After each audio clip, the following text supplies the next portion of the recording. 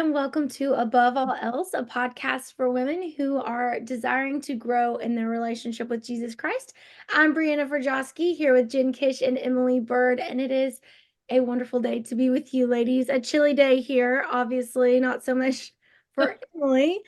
Um, I'm still so no, I'm not confused. I understand how weather works, but like, how are we only 4 hours apart and it's like bathing suit weather where you're at? Well, I don't know about bathing suit weather, but it is 66 degrees and we've been in t-shirts. Matter of fact, Erin is in t-shirts and shorts, or she was a few moments ago. So I don't know what she's wearing now, but she was outside barefoot with shorts and t-shirt on. Wow. But I would give anything to have some snow. We're so jealous. Even if it's ice, we're jealous of what you've got right now. Oh, makes me sad. I've got a whole tote of snow clothes that I don't think will ever have the lid cracked open ever again. Yeah, that's rough. It's rough. Yeah. It's like 22 degrees here, so my joints are like freezing up. And like, I woke up this morning, I was like, I can definitely feel like all the knee injuries I've ever had in my entire life just creeping in. So, Yeah. and Jen, so other than trying to stay warm, how's it been on your part of North Georgia? It's been good for us. We got a couple of extra days with Daddy at home, which is always fun for everybody. Lots of food, cooking, games, all the stuff. We didn't even school. I was like, hey, everybody else is off. We're just gonna play card games. And today we did make the trek out to Walmart because, you start to get nervous after a couple of days that you're gonna, I don't know, run out of Coke or something. So we took everybody. We were the only 8 people, I think, in that whole Walmart this morning because no one's supposed to be on the roads, but I live with a lineman, so he'll drive in anything. So he took us down. But it's been good. We've gotten some extra unexpected family time. So it was fun. Yeah. And more to come. We're home tomorrow too. So right. Yeah. Same. I think that's Braylee. She said, do I have to go back to school on Thursday? Yes. Like you're gonna have to. Oh, but not those days. Maybe we'll just start again next week. Yeah. I don't think that's how I'm with her. We'll just try next week. Right. We'll just give it a shot next week. Yeah. Oh man. But yeah, it's been nice. It's been a good few days. And I enjoy the cold. I do wish that we had gotten some snow because I feel like just north of here in Chattanooga, all my friends have snow everywhere in their yards. They're like, oh, look at our beautiful snow. I'm like, you're literally 15 minutes away from me. It's true. It was a weird line. Yeah. Yeah. So, oh, well, today is a fun day because we get to talk about the things that cultivate joy and laughter. And I would say overall, just a feeling of peace in our homes. Because I think that when we bring those things together, that's kind of the feeling that we can get as a peaceful, just that happy feeling. And so obviously joy is not a feeling, but we get that to experience that. So how do we do that in our homes? Jen, what are some ways that you do that? And what are some things that maybe your kids have expressed bring joy and laughter to your home? Yeah, it's an interesting question. I was thrilled, Emily, when you sent this question over because it's actually something that I've been focusing on a lot for the last few months. Just in some of the books that I've been reading and some of the conversations that I've had, finding more and more that I really want my home to be a place that's a refuge, that's safe and joyful and not somewhere that people dread being. Now, sometimes people dread being here if they have to do like empty the dishwasher or something.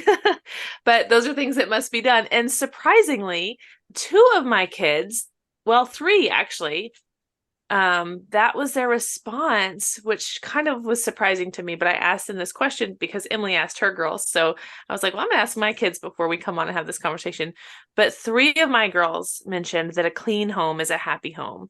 And I found that to be an interesting response because that's, in my mind, I'm thinking of the food that we cook and music playing and, who's here in the home and what we're doing, what activities we're doing. And, or like at Christmas time, what money I've spent to make Christmas magical, like all of those things is kind of where my mind was going. But something as simple as just a clean and orderly home was surprising to me. It caught me off guard. And one of my girls, she expanded on it. She's like, because when the house is clean, then we can like do things in it. Like we can enjoy the space and no one's stressed about the mess. And so that was kind of an interesting response from my girls. And then one of my girls said when everything smells good and we have cookies. So that's pretty her. That's a very expected response from her. And then my son, my 15-year-old said, if your leader is happy, everyone is happy. So a happy leader makes a happy home. And then he added also when we have lots of food, because he's a 15-year-old boy. So I thought that was very insightful for him to recognize the power of a leader. I know so often that it's my own attitude. Obviously with my husband being the leader of the home, but I'm the one who's here most of the time cultivating this environment.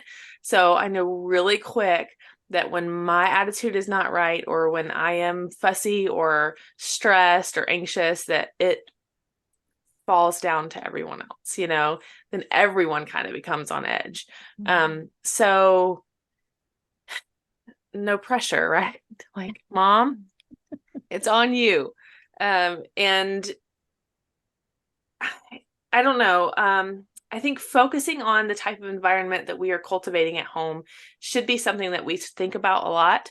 And something that is always sort of at the forefront of our minds when we are kind of fussy.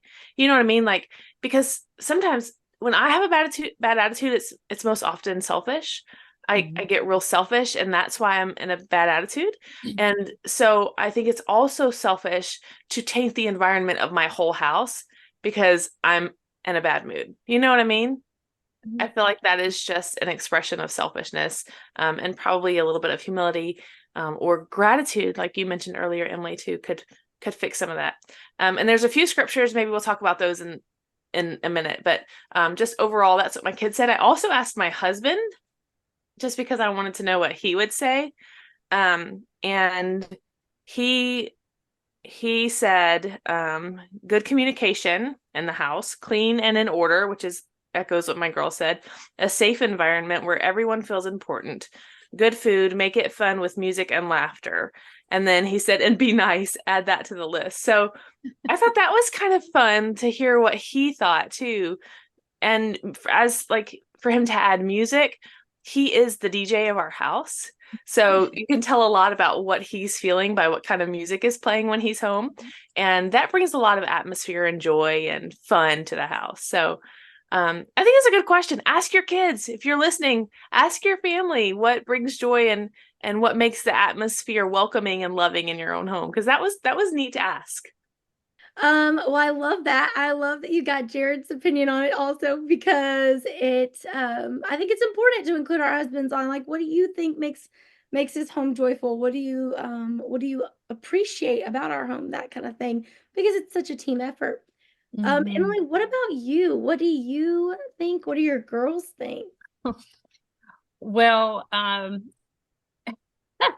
when I have my list of things that I have been thinking, what makes this place a peaceful home, a home where people want to come and visit, a place where you want to stay.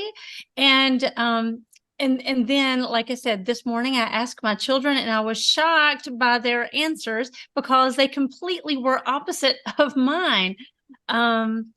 Mine was like, I know what makes me peaceful is having a clean home, having food cooked, same kind of thing that your girl said, Jen. And we have to work in this home, of course we all do, but I'm good at making games and making chores fun. And so I would have said that, like making a game out of the chores that we have to do, and laughter and having music and dancing around the kitchen and being silly. Those are the things that I think cultivate a joy-filled house that is, full of laughter. However, when I ask my children, girls, why do you think that our house is filled with joy? What makes it a peaceful place? What makes it a place that you want to be? Adeline's answer was, I like when we have a set routine. That she said, when we start the day early with breakfast, when breakfast is ready early and we come down and we're in our clothes and not our pajamas, and she's right. On days that we start our days late and we've kept our pajamas on a little bit later, those days are not productive as much as the days where you get out of the bed, you put your clothes on, I make breakfast, we have our daily devotions together, and we start the day. Like if we can keep that set routine, for her, that starts her day off right, and it kind of that colors the whole day when it starts off right. She also said, I can tell when all of us have had our own quiet time in the morning together because we are more gracious towards each other. She's like, when everybody has met with the Lord themselves before we all come together. And that's what I've always tried to train my children. Does that happen every day? Absolutely not. Do I have night owls who would rather have their quiet time at night? Yes, I do. But she said, when people are right with the Lord and they're spending time with themselves, the people in our home, then she said it carries over. We're more graceful towards each other. And she's right. She's exactly right. Lindsay, her answer was, Mama, when we're not too busy.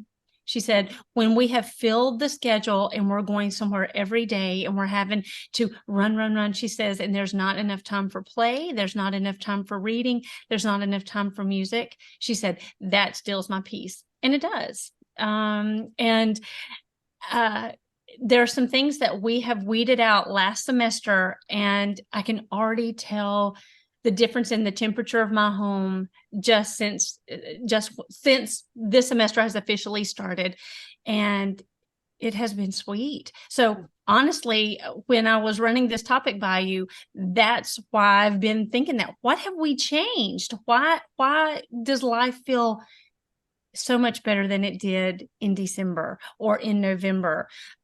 It's because we weeded out there's time to have peace. We weeded out some of the things that weren't necessary. And Aaron and Clara's kind of go along together. A joyful, peaceful home for them is when we have time together, to make sure that we have time together to play games, to eat dinner. And Clara says, the main thing that we do that I love the most is talking around our table. And that comes when everyone is around the table eating dinner. I don't have one child that's, here at, they're one practice gymnastics and one's at dance, and, we're all together. And so all of their answers were about it wasn't about the music. It wasn't about making things fun and laughter. It was just really about being together and making sure that we're not too busy. And when we are home, that there's a set routine that they know what to expect each morning. Anyways, that was not at all what I was going to say, as far as what I do to try to have a joy-filled home that is full of laughter and full of peace. But I thought it was interesting, and you're exactly right, Jen. It's they've kind of stepped on my toes, and it's like, okay, Mama, instead of being lazy in the morning, you need to get breakfast going and get that day started so you're ready for them when they come downstairs. So I don't know, and not making our schedule too full. There's lots and lots of good things that we can do, and I've learned here since we've moved to Augusta, the homeschooling community here is huge, and the things that we can do and participate in are innumerable. And I see all these good things that I want to do and get us involved in, and they're like, oh, we just need to be at home. It's okay. And so sometimes I'm afraid that I trade the best things, or what I think are the best things. They're not the best things. I'm trading the best thing, being at home with my children and enjoying their time and enjoying us being together, rather than, I need to do that rather than keep us busy with a lot of good things. I need to choose better things, the best things. But I think what I love about what both of your kids said is that it's not things that don't also bring us as moms joy. Like those are the things, spending time with my kids, like playing games, getting to have game night, getting to, even if it's like tidying up, getting to do those kinds of things together. I enjoy those things with them. And I think that, like, as I was listening to your lists of what your kids said, I was thinking, those are things that I enjoy doing with my kids too. But I think sometimes, like with Braylee playing soccer, I get so into like, oh, she's gonna love this, she's gonna love to do this, where I forget, like, oh, maybe, like, yes, does she enjoy playing soccer? But at the root of it, like, she still enjoys the things that, like, that we, the things that bring us joy are all very similar. And that's just kind of what I was the things that they were all mentioning, because we had these ideas of what they might say. Obviously, I had no idea what Braylee would say. Sweet little Braylee. Um, you'll have to make sure I quote her correctly, ladies, but it was something to the extent of when there were spiders in the garage. Is that what it was? She said. I I don't know why that would bring her joy. I don't know that she fully understood the question, if we're being honest. I don't know. I tried to like make it simple. Um, don't think she got it. Or maybe she's like, yeah, because mom's terrified of spiders. And when we saw those spiders, it was hilarious. Like maybe that was what she was going with. I don't know. Um, but I do think that those things that your kids mentioned were things that as parents bring us joy also. And we sometimes stay busy because we think that these are the things that our kids want to be doing, and they might want to do those things. There might truly be a desire for your kid to play that sport or do that thing. But down, if you get like to the root of it, it's that connection, that time with mom and dad, that connection, that time to be with the family. I love that Clara enjoys when you guys just sit and talk. Um, I love that. And I love that you guys off like give that time. I think that's so important. So practically, what is we're busy people, right? When we've talked about busyness, like episode 1 or 2, we talked about busyness. And so practically, how do we take this idea and make it reality? How do we spend more time getting up? How do we find that motivation to get up early in the morning, make breakfast so our families are ready to go for the day, or start cutting out those things that, like, oh, they enjoy this sport, but deep down, it's cutting into this time where we can all sit around and have conversation, or maybe the house isn't getting as clean, and because we have X, Y, and Z to do each week. And so, practically, ladies, talk us through what do we do to practically live um out what our kids are saying are the most important things biblically, obviously, because sometimes our children will say things and we don't just bend to their every will, but you know what I mean. So Jen, why don't you start us off? What does that look like for you practically? What do we think? So we do try very hard to protect our dinner time. And oh my gosh, Emily, we had Clara here at our dinner table on Friday night, which was so fun and so sweet, and so good to have a conversation with her and to see her. And it's it is something that I do try to protect. It as the kids get older, the ones with jobs and licenses and things to do, it does become less and less where we have everyone present. But we have tried to make sure that there's at least 2 nights a week that everybody is around the dinner table at the same time. And for my older teens, that's probably the most that we can expect. But we do try to protect dinner time, and we try to let them know, hey, remember, we're having family dinner. Make sure that you can be here for whatever time frame it is. And so that's something that I really probably need to learn more from even you, Emily, someone who's kind of navigated older kids than I have. But I am trying to protect that. I do try to leave a lot of white space in my calendar. Um, Specific times. I have certain days of the week that I do not leave my house. And I have found that to be very helpful because like Monday is a day that I don't leave my house. If I get up Monday morning and run an errand, I'll lose the whole day because I'll go out and I'll stop by the pharmacy. And then I'll be like, oh, well, while I'm here, I should go to the grocery store. And while I'm here, I'll grab lunch. Or, it just becomes, it's never just the 30-minute errand. It always becomes the multiple hours of being out of the house. And so that is really helpful. Mondays and Thursdays are my days that I do not leave the house. Unless we have an appointment or something is absolutely necessary, but I even try to schedule our appointments on Tuesdays or Wednesday afternoons. So I try to be very intentional. On Wednesdays and Fridays, we're at co-op. So those are days that I know we have to be out of the house. So that has been really helpful to me.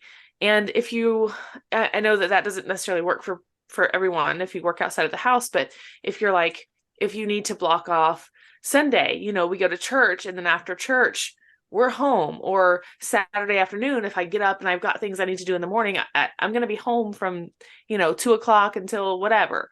You just have to find where it fits in your life to block off time to be home. My husband said yesterday, because now he's been off for multiple days and more to come, he was like, I'm a little bit nervous about having, so much time at home and nothing to do really, because we can't even go outside because it's so cold. Because he is a goer and a doer. Like he's in the yard, he's in his shop, he's out fishing, he's always doing things. But it's been so sweet. Like we did what you guys did last night. Like we played games. And I think when God gives us this downtime, we should really try to maximize it to the best of our ability and go, oh, hey, God has given us these days for rest. There is purpose there, right? There is purpose in that. So taking advantage of purposed rest. And there was one more thing that I wanted to say about routine, what Emily was leaning into, because I think that if you are intentional about a routine, I'm big about get up, get dressed. I have to put shoes on. I think I've said on here before, but I have specific shoes that I wear in my house, because if I have shoes on, I'm not going to sit on the couch because I've got my shoes on, So there are things that I have to do since I am home so much that keep me in a work mode, like a productivity mode. And one of those is put my shoes on. So I'm the same way with my kids, like get up, get dressed, put your shoes on, do the things that you would, well, actually they don't put shoes on. I don't let them wear shoes in the house, but they don't put shoes on, but get dressed, do all the things that you would have to do if we were leaving the house to prepare for your day at home so that we can be as productive as possible while we're here. So if I get those days, if my schedule goes according to plan, the atmosphere of my house is just hugely different. Is hugely a word? It's very, very different than it is when the schedule is too tight and we're just running. So maybe that's practical help for somebody. No, I definitely think I didn't even think about the shoe thing. Like, because I started wearing, I got some shoes to wear at my house, wear around. And because I feel when I have those on, Mom is ready to do business. Like we are getting it done. Mom is cleaning, Mom is doing all the things.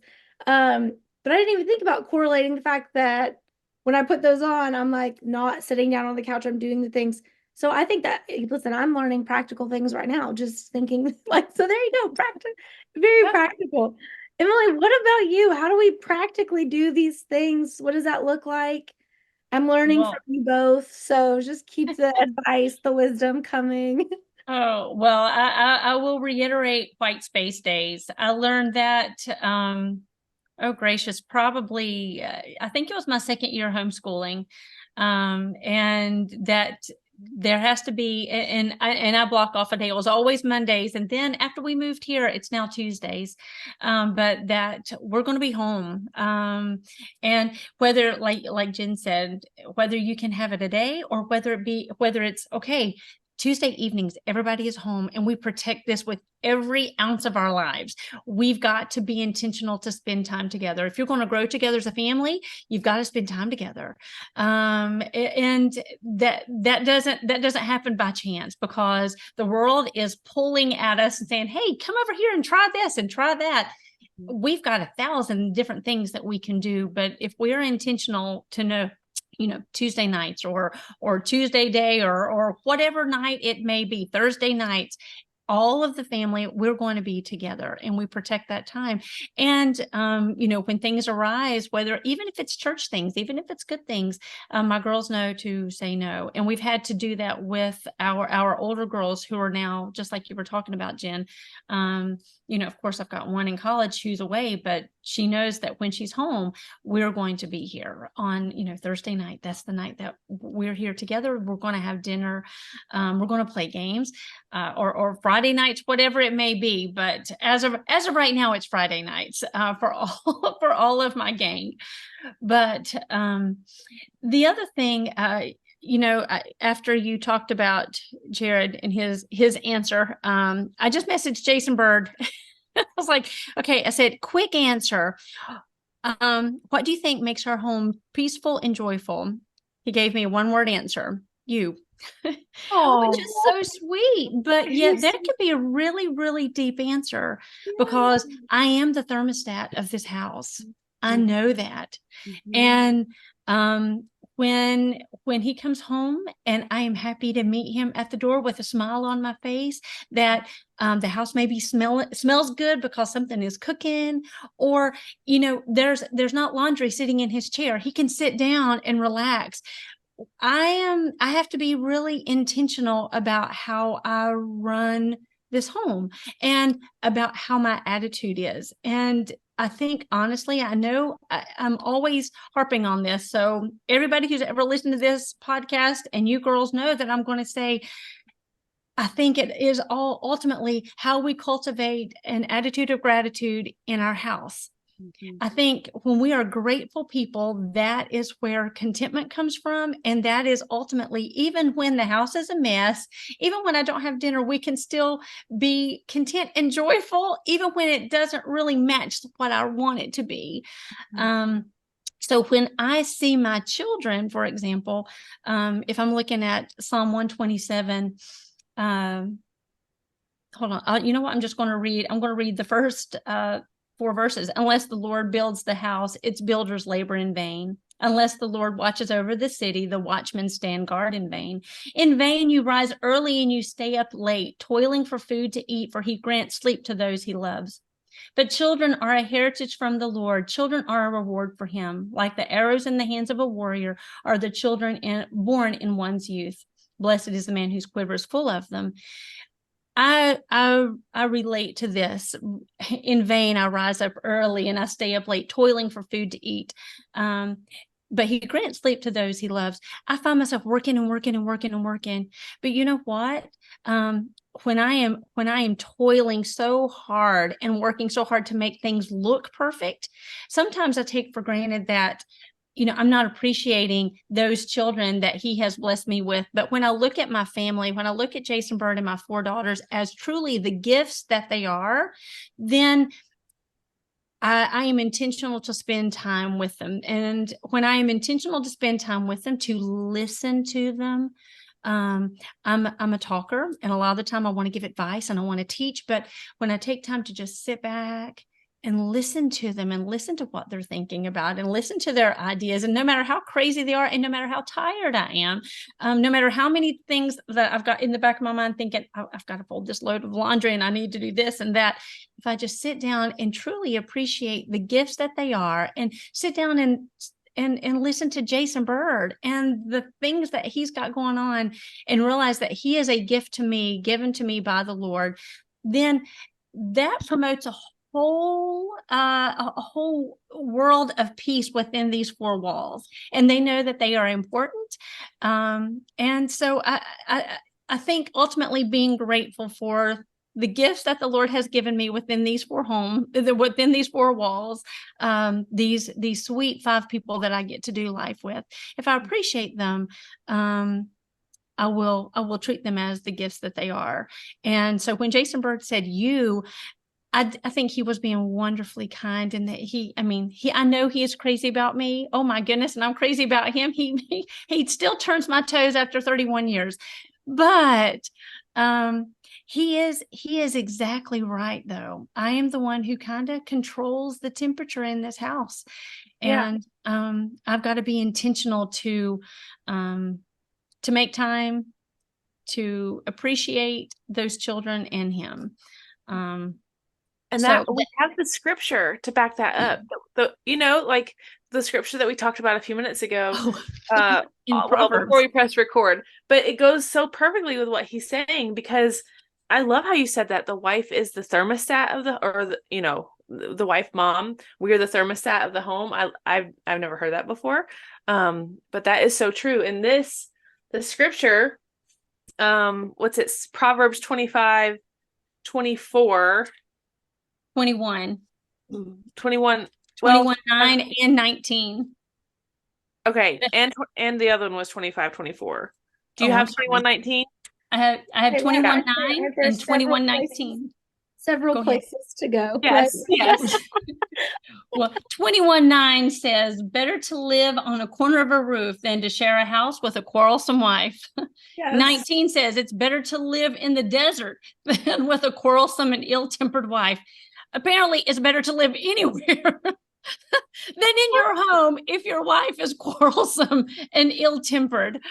Yeah. Oh, it's in okay, yeah, 25:24. Yeah. So I think that the Bible is so clear about that. Like if mama ain't happy, like it's true. She makes the whole house unhappy, right? And I don't really like it when people use that phrase for we should make her happy, so whatever. But it is true that if we are unhappy, the whole house is going to be unhappy. So I love that that was his response to you, and I think that is so sweet.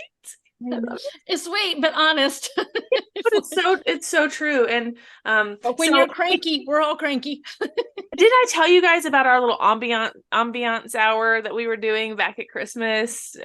Okay, so my oldest daughter and I have gotten, and I think I talked about it on one of the podcasts, but anyway, we were like turning all the Christmas lights on and all the big lights down and just the lamps and the candles and then we would turn on the little snow scene or Christmas scene on YouTube on the TV and turn on the fire. Yeah, okay.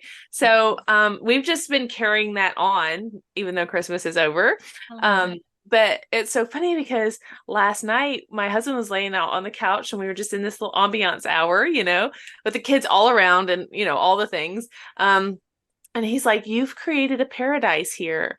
And I thought, oh, like I almost cried because that is what it's all about. Like for him to recognize it first, but for this to be a place where he can come from whatever he's dealing with out in the world and he can say that this is a paradise, like our living room, that spoke volumes to me. And all it is just being a little bit intentional about what the mood in the house is. So so that he doesn't have to go live in the desert or up on a roof. Maybe on occasion this is a place of peace. So it's definitely worth putting in the effort to try to create that kind of an atmosphere. I agree. Oh, definitely. And I think we need, as moms, to give ourselves some grace when things aren't perfect the way we think that they have to be perfect for us to have a joy-filled, peaceful home. Everything doesn't have to be done. Everything doesn't have to be in place. But it is our attitude that will affect everything. And if we are joyful and we can overlook the mess, we can overlook the burnt dinner and laugh about it and not take ourselves so seriously. Oh, I am the worst at taking myself too seriously. It's like, Emily, just laugh. It's okay. Nobody's going to remember all your mistakes tomorrow. They don't care. But if you laugh about it, we can all laugh and we can move on and we can go and have that place of peace where my living room is a paradise rather than me wanting to huff off to my room because I'm cranky and I need to put myself into a timeout. Yeah. I need to remember that. Yeah, I was inspired to ask Joseph. I didn't know what he was doing. So I didn't want to give him some super long, hey, what is, but I asked him what, what makes our home peaceful and joyful. And then and he wasn't responding. So I was like, quickly, please. Not that, that's not it. His response was common love. And I was like, I am so confused. And so he said the things like our family, our community, our village of people, church, serving together, relationship and uniqueness and personalities with family. So I'm kind of confused. That's a lot of different ways to go with it. Um, very confused. So all these things, all these beautiful lists that you guys have, and I'm like, okay, no one. Spiders and common I family, don't think common love, and common love. However, Bree, I I don't think that he's wrong though, True. especially when the family that serves the Lord together. Oh my goodness, there is joy in that. As for 100%. me and my house, we will serve the Lord. And when it is a common goal that we're going to serve together and we're in the throes of it, even in the hard stuff, we are still together and we know that we've got each other's back. And this is what we do. There is something really, really, really sweet and peaceful in that, knowing that every single person in this home is working for that common goal. That's fantastic. I I think love it. that brings peace and joy.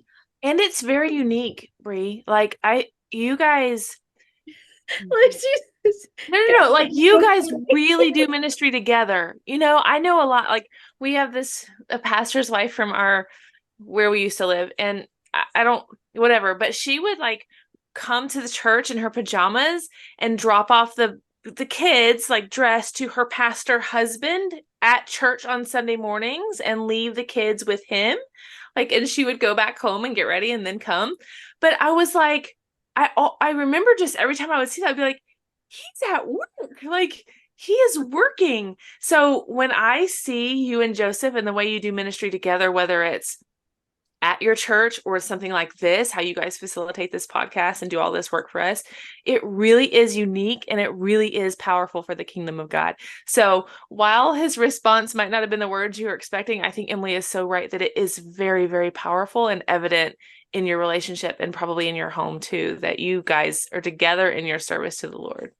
Well, and I'm just glad you guys speak Joseph well enough to get that. Like, that makes sense. Now that you're like, okay, this is what he meant. Because at first I was like, I'm so confused. What do I do with? So no, that makes complete sense though. But well, and that's kind of what I was thinking when you were talking about taking days, having days where you just have nothing, where you don't leave the house. So working outside of the home, like I'm out. Other than, well, today we had to go to the doctor, but other than days when we're off, I'm out of the home every single day. But we have been very careful about very specific days. Like we Mondays are our days. And it's making me laugh because Monday used to be Emily's day, and then two crazy ladies were like, "You want to do a podcast?" And we'll do it on Tuesdays. And now she's like, "Tuesdays have to be my day." It's true. And so It's um, okay. but but so we have very specific days because the rest of the week really is like when we're going through our week, we're like, well, we have this thing we're doing, for church and this and this. And one of the really cool things that we got to do this past Saturday, which is Saturday is not usually a do anything day. That's my Sabbath. That's kind of our family chill day, but we had a seniors banquet type thing, like a seniors luncheon at church. And Braylee, well, both the girls came with us because we were both there, like, come on, ladies, let's go. But Braylee got to jump in with our young adults and help them serve the food. And I said, actually, well, I told some of our young adults, I said, make sure that she is, serving. She's not just sitting on the couch. She's not just playing games. Like if you see her sitting down, like make sure she's taking plates to the trash. Please don't let her refill anybody's cup, but like she's carrying things, that she's capable of. And so I do think though that the fact that we do all of those things together really does bring a oneness in our home where we're it allows balance almost because there are times when one of us will be a little bit more I don't want to use the word burnt out because I don't feel that we've ever been burned out, but like, well, not with church, but like there'll be times when one's a little bit more exhausted, right? Just a little bit more exhausted than the other one that week. And it's easier to empathize because we're doing it together. It's easier to be like, okay, I got you this week. Like, let's go. We'll run on caffeine and my pure energy that I have. But I do think that that is one of the ways that our family just operates in working together and serving the Lord together and doing it as a full on unit. And even our 5-year-old getting involved and we're going to serve. And Kaylin, when she's big enough, I suppose, when I can trust her not to throw things. When she starts just handing instead of throwing things at you and she wants you to have something. So, I love that you mentioned though, like, when one gets burnout, you have the rest who are going to come around that person. I think that is part of seeing a beautiful, peaceful home that you've created in the fact that we are free to be ourselves and even show the ugly side and the hard side. And when I am struggling, that the rest of the gang comes around me and, mama needs some prayer right now, or one, this certain child, we have all of us joining around and feeling, number one, talking about what does God say about this? And we're talking as a family. They are free to be themselves and to speak the hard things that they're thinking, that they're going through, and that we come around them and pray over them and talk about what does God say about this. And I think that is part of our job as mamas, especially because I do believe that we are the thermostat in making our homes a really, really safe environment to be. If they feel like they can be their true selves here, that's just a peaceful place to be. When I've taken off the mask and I can just be who I am, and that's I think we as mamas help cultivate that kind of environment of I love you no matter what, and we're going to pray you through this, and we as a family are going to pray you through this. And it's okay that you feel rotten right now. This is a season, and we, with the Lord's help, will get through it. I love that. That's I'll leave you with another Jaredism. Jared says so many things that just stick in my brain, but he says often, one of us can be down, but we can't both be down at the same time. And he's been really good at like at verbalizing that, because it's like when one is down, the other's got to be able to lift them up a bit, and I'm not saying, if there's an extraordinary circumstance or whatever, and you're, but on a daily basis, somebody's going to have to be able to help lift the other. So I love that he says that, and it sticks in my mind. One of us can be down, but we can't both be down at the same time. So that's how the house is supposed to work. That if, like Emily just said, if one is down, the others come around and lift that one up. So that definitely is a contributing factor to peace and joy in our homes. I agree. I love it. And I have loved this conversation. And once again, I'm so glad that you both speak Joseph well enough that you could help me decipher a little bit, because it makes sense now. But I have absolutely loved having this conversation with both of you. I feel like I learned so much because I just have littles. And so there's a lot of things that I don't know even about littles. And so I appreciate you ladies not only sharing your wisdom with me, but also all of our listeners and everyone that tunes into to hear all of the things going on in our lives every other week. And so if you are one of those people listening today, we are so thankful for you. We thank you for your support, for the fact that you just listen. And so if you want, you can follow us on all social media platforms. You can find us in our link tree, which will be in the description on both our Apple Podcasts link and Facebook, or anywhere else that you find your podcasts. We will talk to you all in 2 weeks. Have a good week.